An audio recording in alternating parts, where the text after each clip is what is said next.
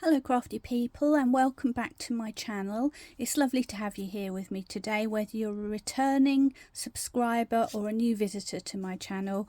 I hope you enjoy what you see today, and I look forward to showing you some lovely new techniques.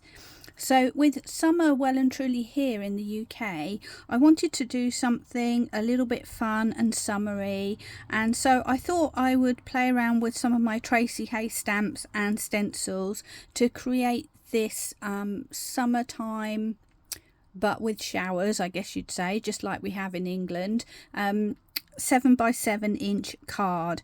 So we've got some nice techniques today. We've got applying inks to a stencil, we've got a bit of doodling, and we've got alcohol ink colouring with our Uhuhu pens in my case, and I've also done an extra little bit of doodling to create a puddle at the bottom there, which sounds really scary but is actually really easy to do because I'm not an artist. I don't really draw, so this is really easy to do if you want to try this out.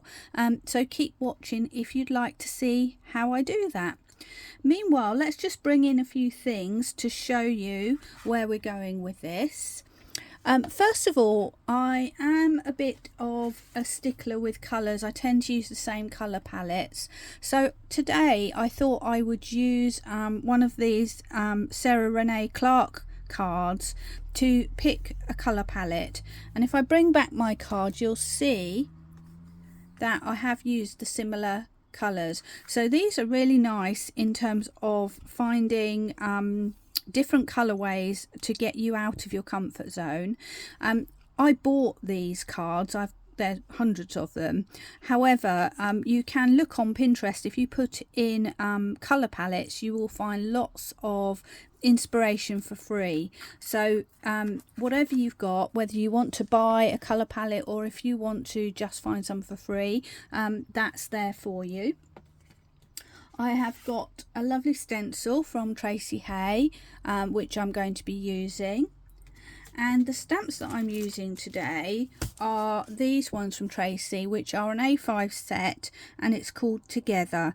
And we're going to be using the elephant, the umbrella, and the little chick that's up in the corner there.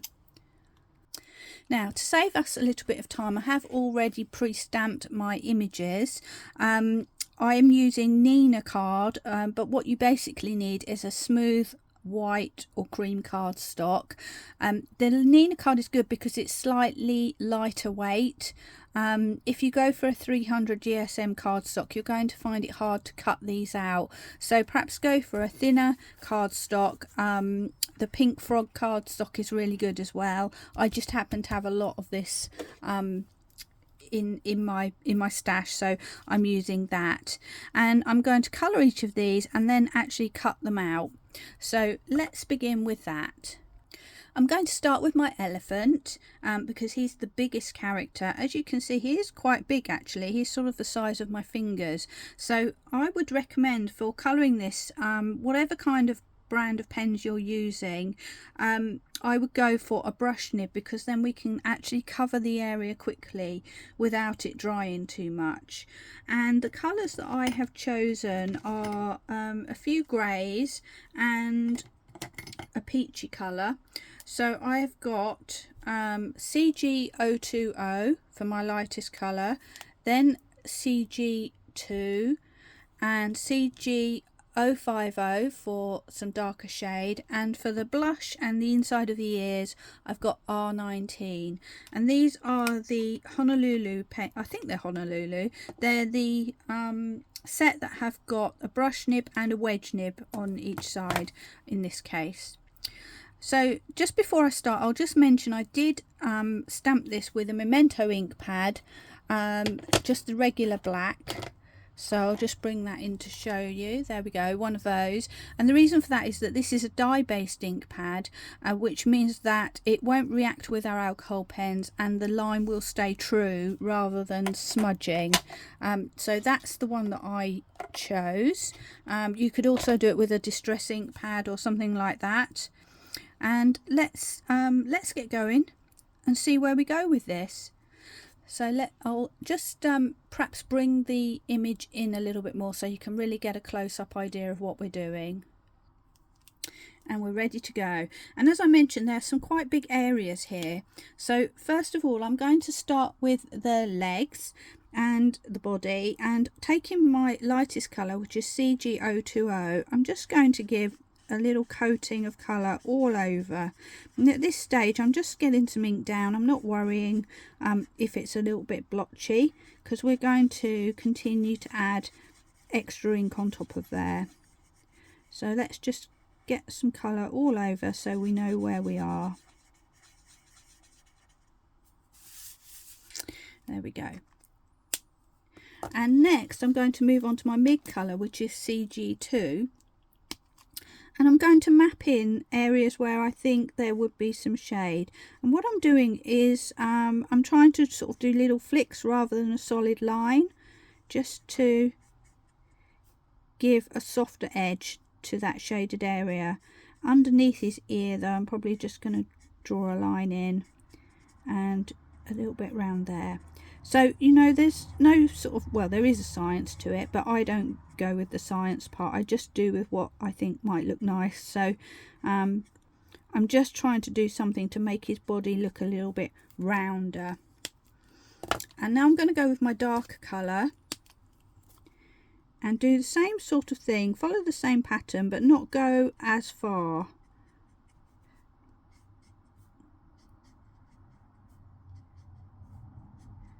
So again, just tracing around the edges, and I'm trying not to do a solid line. I'm doing some little dots and dashes as I draw around the edge of the ear, just to give a bit of a more softer effect, which does make it a little bit easier to complete that blend when we're going back for some blending. So let's just do that. And now I'm going to go back to my mid colour, CG2, and I'm going to swipe out again from that edge, just bring it in a little bit further. So depending how much dark or light you apply depends on how light or dark your elephant is going to be. So mine's going to be a sort of darker grey, so I'm coming in quite a long way.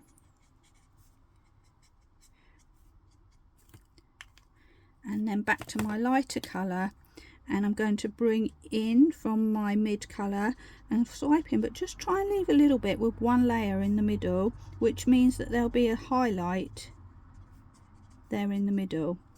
Now at the moment that might look a little bit severe in terms of the lines, but what often helps with this kind of thing is to sort of repeat the process over again. So I'm going to go back with my dark, which will reinforce that dark colour, and just flick around the edges again. I'm not being too perfect about it.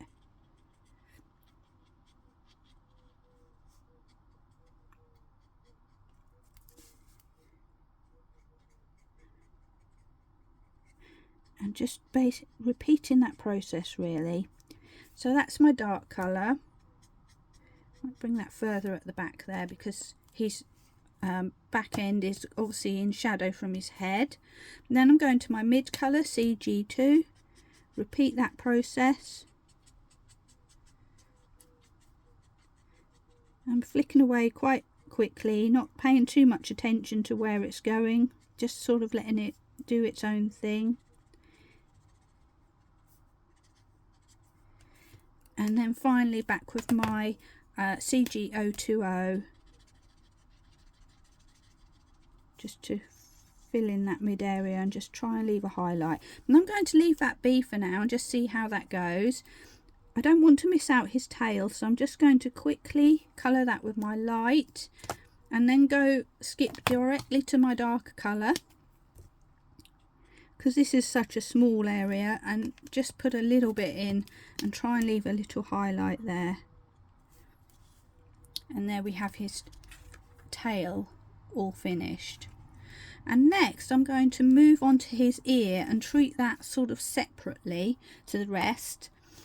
So what I think I will do is first of all go with my grey, my light grey, which is CG020, and give that a good coating all over. including the area where I'm having the pinky bit of his ear, just like that. And then I'm going to go with my R19, which is my peachy blend, and I'm just going to add some of that in there. And because I put the grey down already, it kind of blends with it, but hopefully it's just going to blend out a little bit at the edges, so that we don't have an absolute defined line. It's going to sort of soften and fade out. And now I'm ready to add my shading in, and I'm just going to go directly to my dark colour now and just add a bit of shade, flicking. And I think this area here is going to be light because the light's coming down. This bit is sort of shaded by his head, but the darkest area is going to be more towards the back. So I'm just adding in some of that dark colour at the back there. And then I'm coming in with my medium and doing the same technique as I did on the body. I'm just going to fade that out a little bit and just bring it a little bit further. And finally back to my paler colour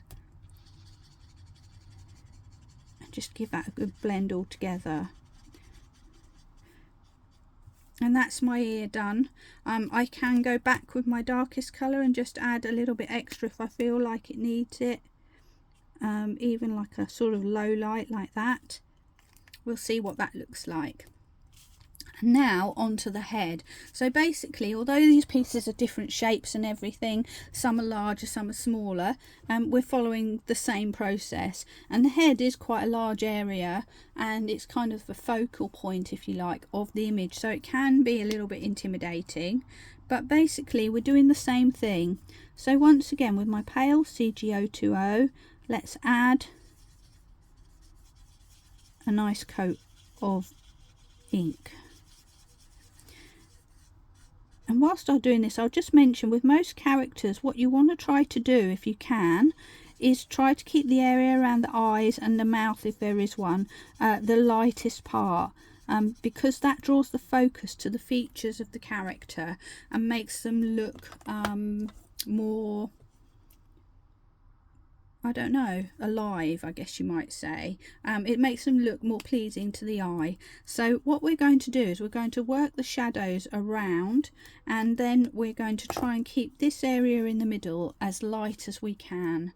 So again, I'm going to go with my CG2, which is my mid colour, and think, right, where would the dark areas be? So where his trunk curls around, underneath his trunk, underneath his chin, it's going to be a little bit darker, and this area at the back here would be very much in the shadows. So I'm just going to scribble in a bit of shadow there, and perhaps bring it round his ear a little bit as well.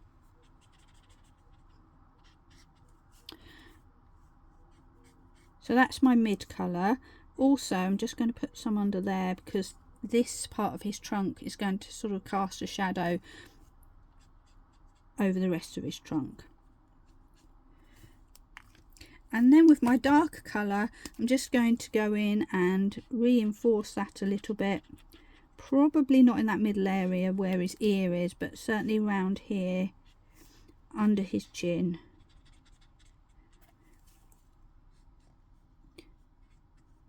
And around the area of his trunk. And then it's back to the mid colour, which is CG2. And let's blend that out and just soften that around. So we're just giving some roundness to his face if we can.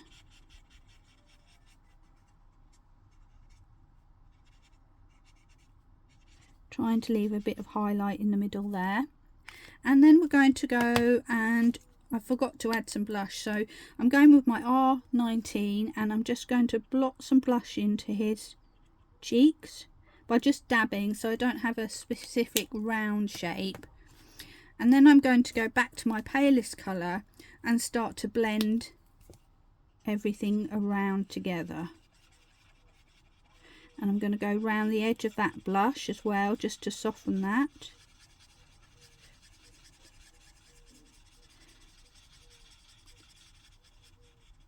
I'm trying to keep the middle area nice and light. There we go.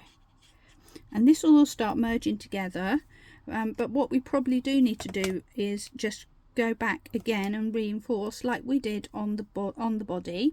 So I'm going back to my CG050, which is my darkest colour. I'm going to add those low lights back in.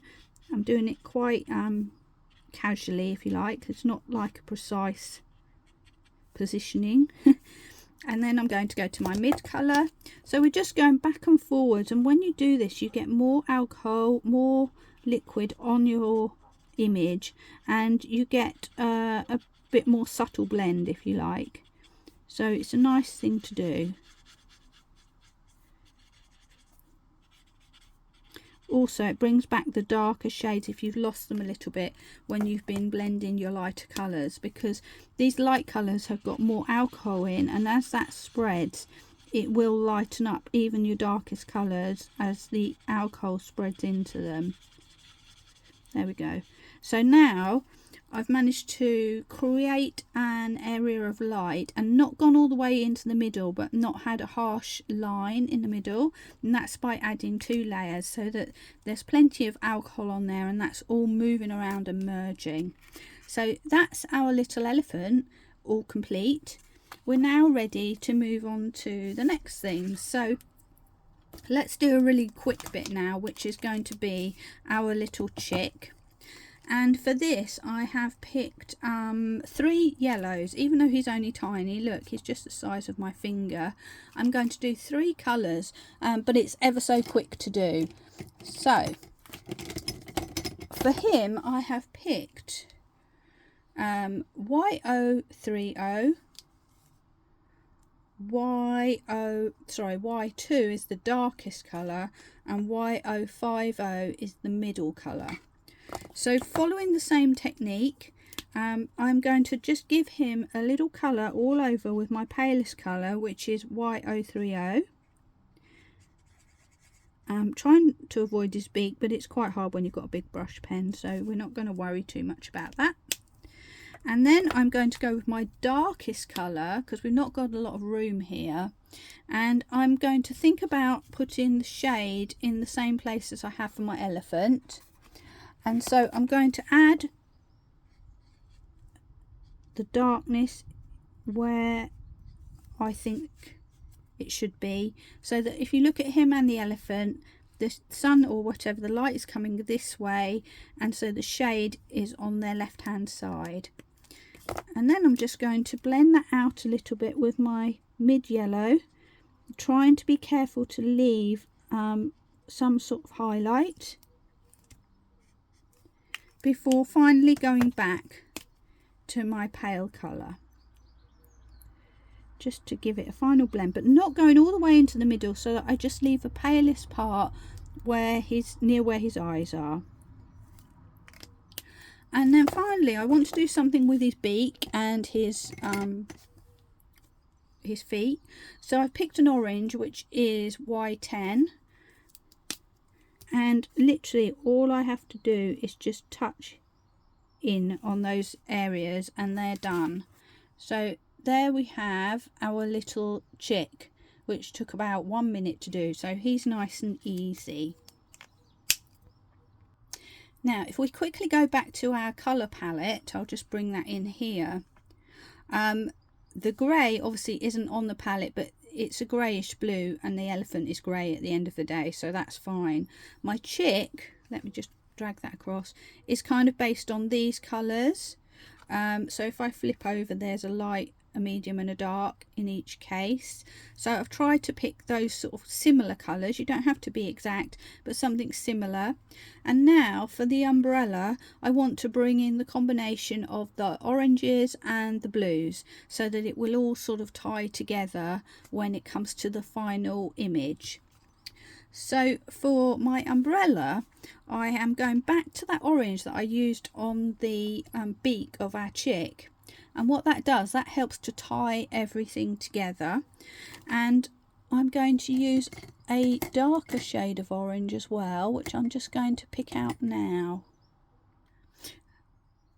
Sorry, I've got that the wrong way around. So Y10 is my darker colour, YR4 is going to be my paler colour for my oranges. And when we look at an umbrella, I'm always tempted, I don't know why, to put the dark bit on the pointy bits, but in actual fact the dark area is in the middle here where the curve is, because the umbrellas curve inwards like that, don't they? So the dark parts are going to come down the middles here. And I'm going to do a two-tone umbrella. I'm going to do orange and blue stripes. So starting with my orange, I'm going to just colour in the whole of one segment, just like that. And then that was my light colour. Next I'm going to bring in the darker colour, and just in the centre draw a kind of long narrow triangle like so, and that's my darker area. And then coming back with my light colour, starting at the edge of that dark colour, I'm going to draw lines down the side just to fade that out again and bring it out to the edge. And that's how we're creating the shady shape of the umbrella. Now in the case of this umbrella, it is going to be curving around and the light is coming from this side, so I am going to add some extra dark on the edge there, just to emphasize the fact that this umbrella is curving away from us.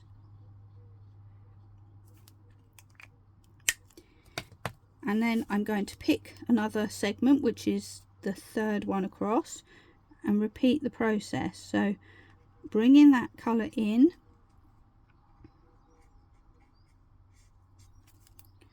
taking my darker colour now and just drawing a line in the centre, or a sort of long elongated triangle if you like, and you can just sort of curve it out towards the bottom there. And back once again with my paler colour just to fade that out. So literally I'm not doing any particular blending, I'm just drawing a line down the side just to soften the edge of that dark area. And I'm going to make the handle the same colour, so I'm going in the bottom there with that, and then I'm very simply just going to add a little low light on the side there, and probably might just draw a little bit of the pale in there just to soften that, touching very lightly. And that's literally it for the handle. And I'm going to make the little blob on the top orange as well with my darker colour. So this umbrella, very simple to do. The next thing I want is some blues to do the same with my blue segments. So let's just grab those.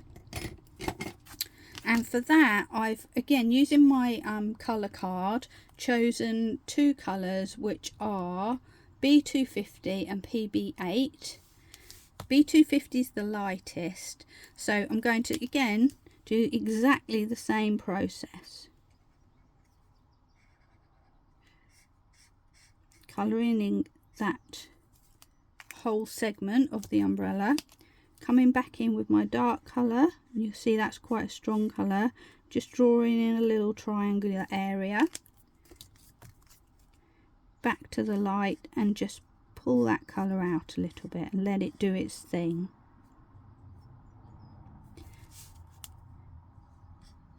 And onto that final segment. So this is quite fun to do actually, because it's ever so simple, but it's quite mindful once you get going with your umbrella.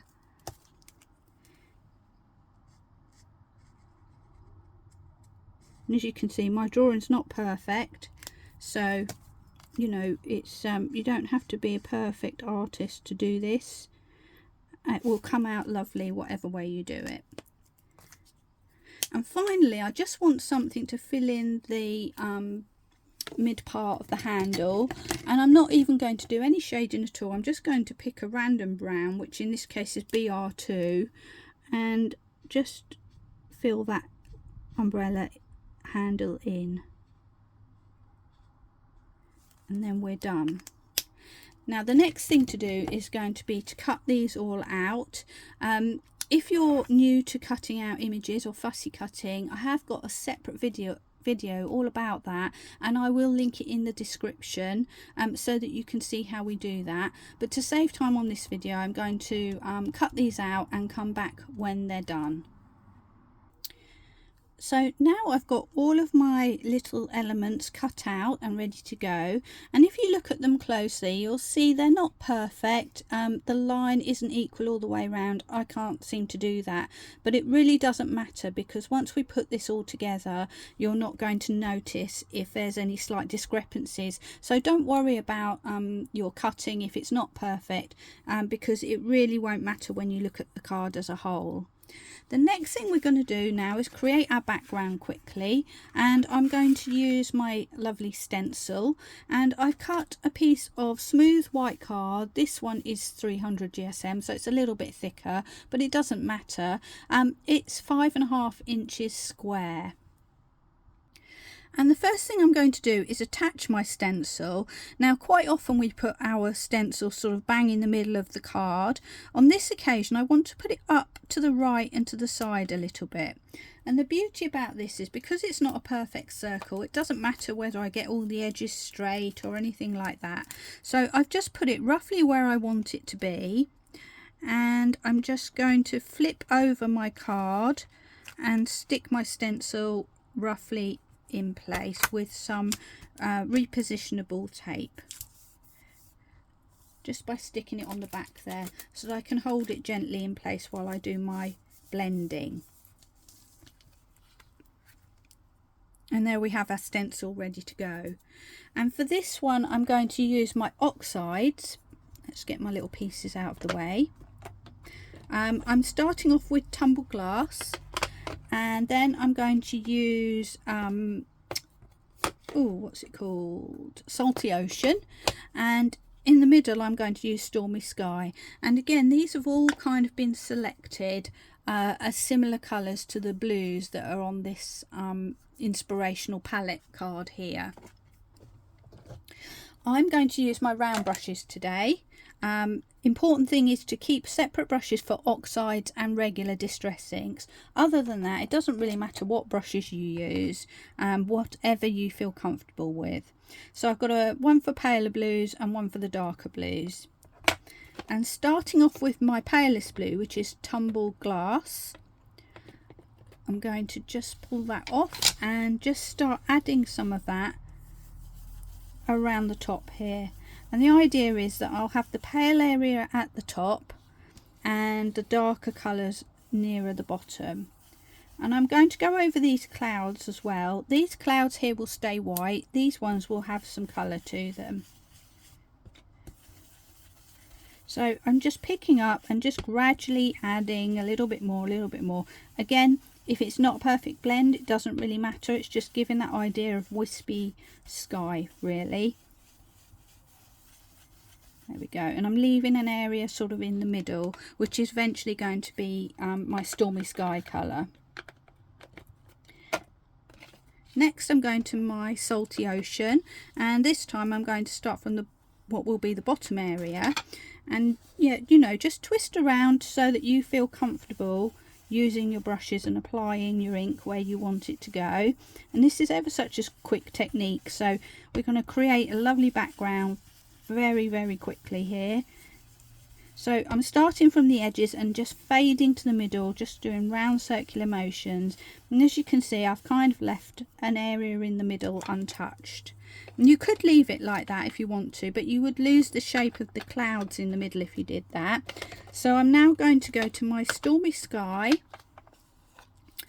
and picking some of that up, I'm going into that middle area and I'm just going to bring that in. And again, following the same technique for both the sample card and the final card, but you'll find that each background comes out a little bit different, a little bit more individual. So I'm going over the little heart there with that stormy sky, just to give them a little bit of different colour. And I'm just putting it fairly lightly in the middle here.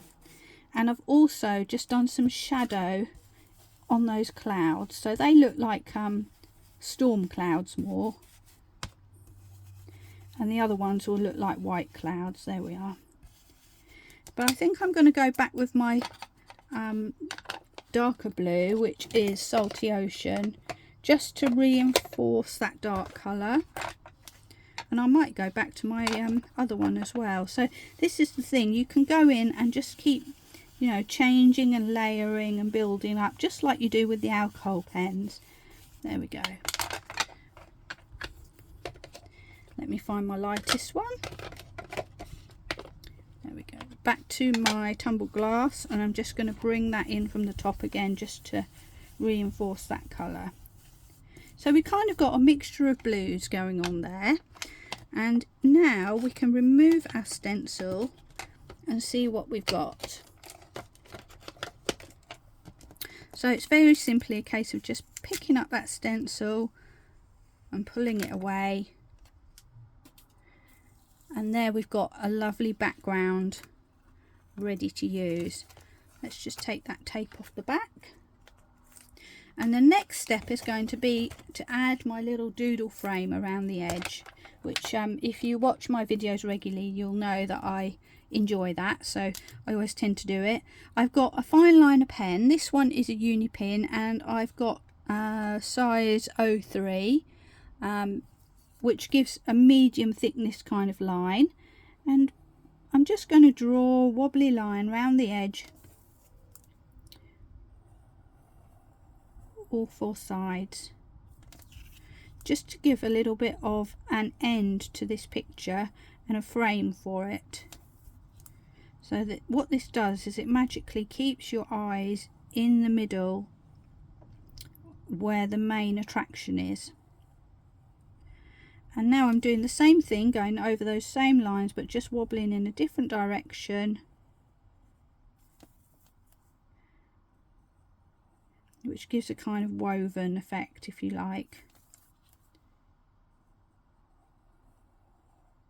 And again, I'm being very casual. I'm not worrying about everything being the same width from the edge or anything like that. It's just to give that a little bit of extra interest. So we're almost ready now to complete the card, but what I do want to do is just have a look and make sure, put my elephant in and think, right, where do I want him to go? Because if I just put him on like this, he looks lovely, but he's kind of floating in the air. So I need to put some grounding down for him. And so once I've worked out roughly where I want him, I'm going to take a grey ink pad, but rather than using an oxide, I'm using a more translucent one. So mine is Memento London Fog, and I'm going to use a fine stencil brush, which is my Lavinia brush here, which is quite firm on the edge, which means I can sort of draw lines with it. So what I'm going to do is pick up some of that ink. I just need to find a scrap of card. As you can see, this has been well used to test out my colours. Just take off some of that excess, and just near the bottom there where I want the ground to be, I'm just going to start scribbling from side to side and then dragging downwards slowly. And what I can do is pick up excess ink out of my lid, just carry on and make that a little bit darker, and maybe just drag that shadow to the left so it looks like he's casting a shadow where he's standing. And what happens is this will naturally fade out, but if we put our elephant back on, it will give him a little bit of ground to stand on. Now I think I may be a little bit pale there, so I'm going to be brave and go in and go a little bit darker just at the top here, just to make sure I've got that contrast going. So that's what you need to do, is just like have a go, put your little character in place and think, okay, is that enough? Maybe not. And you can add a little bit more if you want, or you can keep it very subtle and delicate. So that's where our elephant's going to be. And now it's time to get onto the scary part, where we're going to draw a little puddle for our duck. So he's going to be, let's just roughly place everything. We're going to have an elephant with his umbrella somewhere up here, and I think he's going to look quite nice on the edge here. And the way I drew this is like so.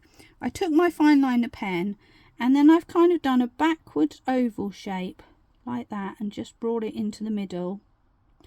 And then I'm going to just draw another little one inside and make it a little bit wobbly like so.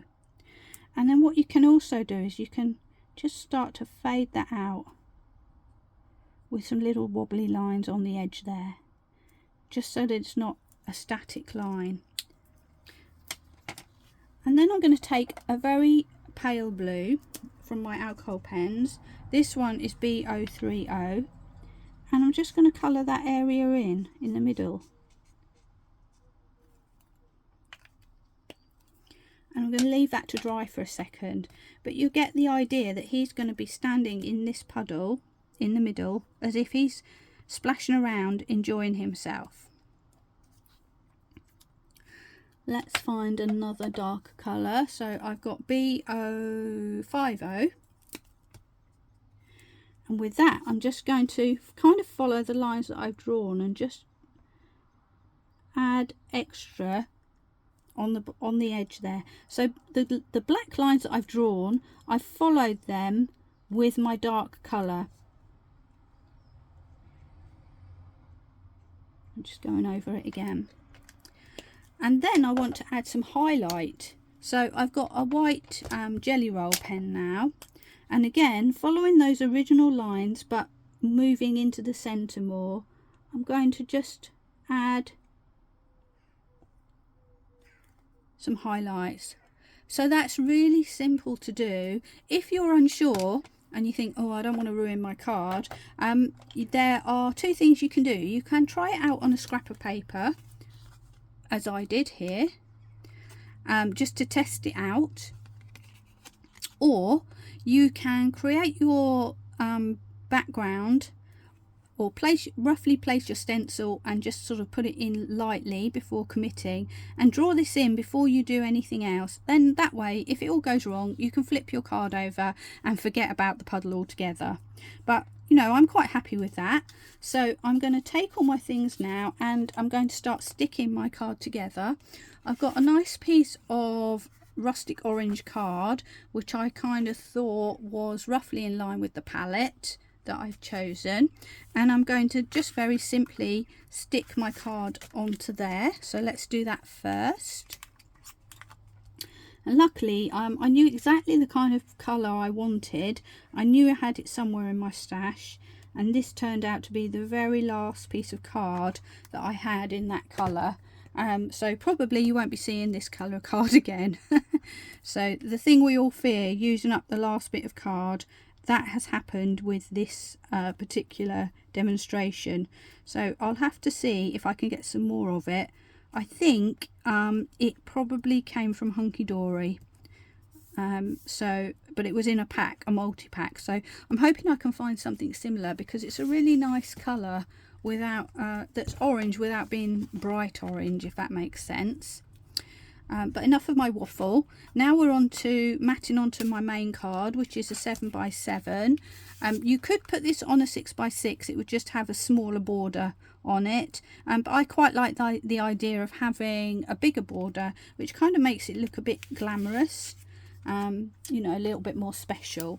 So it's nice to have space around your images so everything doesn't look like it's all been squashed in at the end of the day. But I appreciate that a 7x7 card does take you into that category of large envelope post in the UK anyway, so it's not for everyone. But you know, if you're giving this card to someone, a 7x7 is like a lovely, nice sort of statement card. There we go. And in the end, you know, we haven't used that many images to fill up this big card, so it's a really nice thing to do. Now, before we stick our elephant, I want him to be holding the umbrella, and the easiest way to do this is actually to just cut into his trunk. So I'm going to just take my scissors and follow the line where his trunk curls around and give that a little cut. And then I'm going to hook my umbrella in there if I can. You have to twist it around a little bit and fiddle with it and be prepared to bend it a little bit.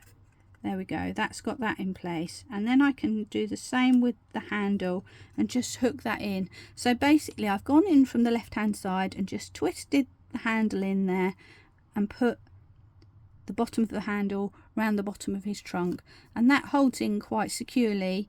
But you can move it around to get the angle right if you want to change it. And now I'm going to go over and just glue all of that as one thing. And just as a point of interest, if you look here, can you see there's the outline of another umbrella? What I actually did when I was stamping out is I picked the wrong ink. I got my VersaFine, which will work, but it does have a tendency to smudge a little bit.